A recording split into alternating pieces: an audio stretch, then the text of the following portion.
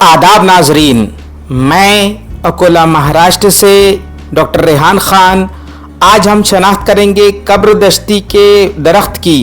ये दरमियानी कद का दरख्त होता है जिसकी ऊंचाई तकरीबन 6 फीट होगी और फिलहाल यानी अप्रैल के महीने में इसकी ये हालत है। अप्रैल महीने में इसे फूल बआसानी देखे जा सकते हैं, तो आप इसके हर हिस्से का बारीकी से मुआयना कीजिए और इसके अद्वियाती अफ़ालो ख़वास भी समझते चलिए जो कि आपके स्क्रीन पर लिखे जाएंगे। इसके कांटों को भी बारीकी से देखिए, ये गिद्ध के नाखूनों की तरह नजर आते हैं, इसलिए गुरुद्र नखी भी इसका नाम है और इन कांटों के बीच से ही इसके पत्ते वगैरह लगने लगते हैं। ये पत्ते पीलू के पत्तों की तरह नजर आते हैं, लिहाजा बारीकी से देखिए और इसके शाखों के तर्ज का भी आप लोग अंदाजा लगाइए। इसकी शाखें इस तरह से यके बाद दिगरे लगती हैं और शाखों की शुरुआत में कांटे भी होते हैं। तो ये देखिए किस किस्म से इसकी कलियां नजर आती हैं। इसे कलियां जो है वो तकरीबन फरवरी से लगने लगती हैं और फिर फूल आने लगते हैं और इसके अफ़ालो ख़वास का भी आप लोग अंदाज़ा लगाइए। कलियां और फूल जो है वो शाखों के सिरे पर लगते हैं जो कि एक किस्म से छतरी नुमा साख्त बनाते हैं, लिहाजा इनका भी मुआयना कीजिए और इसके जड़ के अफ़ालो ख़वास आपके स्क्रीन पर लिख दिए गए हैं, उन्हें भी पढ़िए। ये इसका पत्ता है जिसकी जसामत 1 इंच की है। ये पत्ता पीलू के पत्तों की तरह नजर आता है, लिहाजा इसका एक नाम पीलू कतियार भी रखा गया है जो कि इसका एक आम नाम है। चूंकि इसका पत्ता पीलू की तरह होता है और उसमें कांटे होते हैं, इसलिए पीलू कतियार ये नाम है और इसके अंदर की जो रगें हैं वो इतनी नुमाया नजर नहीं आती, लिहाजा इसका मतलब ये निकला कि इसके मिजाज में थोड़ा सा एतदाल पाया जाता है। तो पुश्त की जानिब से ये पत्ते किस किस्म से नजर आते हैं उसका भी मुआयना कीजिए और इसके मिजाज के तयन का अंदाजा लगाइए। अब इसके फूलों की जसामत का आप लोग अंदाजा लगाइए। ये फूल तकरीबन 1 सेंटीमीटर के हैं जो कि अप्रैल से जुलाई के दरमियान देखे जा सकते हैं।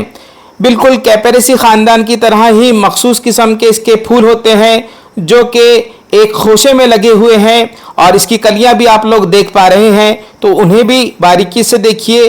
चूँकि इन्हीं कलियों की बुनियाद पर और इसकी शाखों के तर्ज के बुनियाद पर दीगर कैपेरेसी ख़ानदान के दरख्तों से इसकी तफरीक हम कर सकते हैं। चूँकि ये अद्वियाती एतबार से काफ़ी अहम होता है और हमारे यहाँ पर हकीकी कब्र का दरख्त नहीं पाया जाता, यानी कैपेरिस स्पाइनोज़ो का दरख्त नहीं पाया जाता। उसके बदल के तौर पर इसी दरख्त का यानी कैपेरिस सिपेरिया का ही इस्तेमाल करना है, लिहाजा इसके हर हिस्से को बारीकी से देखिए। इसकी बैजादानी और जीरे आपको नजर आ रहे होंगे और किस किस्म से ये खोशों में लगे हैं इसका भी आप लोग अंदाजा लगाइए। जून आते आते ये फल पकने लगते हैं और जिस तरह से इसकी कलियां थी जो कि खोशों में लगी थी, फिर कलियों से फूल बने थे और फूलों के बाद इसके जो फल हैं वो भी तब्दील होने लगे हैं, यानी पकने लगे हैं और खोशा इनका कायम है। तो ये देखिए किस किस्म से खोशों में इसके फल लगते हैं। इनकी जसामत का भी आप लोग अंदाज़ा लगाइए। ये फल जून से अगस्त के दरमियान बआसानी देखे जा सकते हैं। बाज़ लोग इनका अचार भी डालते हैं, लेकिन सबसे अहम इसका जो हिस्सा इस्तेमाल होता है वो इसकी जड़ें हैं, लिहाजा जड़ का अद्वियाती तौर पे इस्तेमाल ज़रूर कीजिए। अब फलों की नशोनुमा के मराहिल का अंदाज़ा लगाइए। किस किस्म से ये फल हरे से तब्दील होकर सियाह हो जाते हैं यानी पक जाते हैं और इनकी जो जसामत है वो तकरीबन 1/4 इंच है और इसके अंदर सूख जाने पर बीज निकलता है, उसे भी मैं आपको दिखाऊंगा। और किस किस्म से इसके अंदर एक साख्त होती है जो कि कैपेरेसी ख़ानदान की ख़ास बात है, उसका भी अंदाज़ा लगाइए।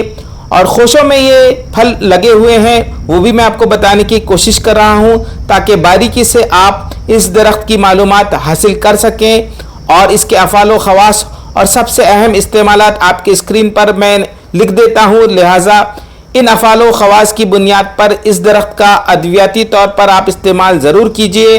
तो ये देखिए किस किस्म से इसके अंदर बीज निकला है, उसका भी मुआयना कीजिए। आम तौर पर यह दरख्त गर्म व खुश्क इलाकों में पाया जाता है, लिहाजा इन इलाकों के हजरात ने इस दरख्त से ज़रूर मुस्तफ़ीद होना चाहिए।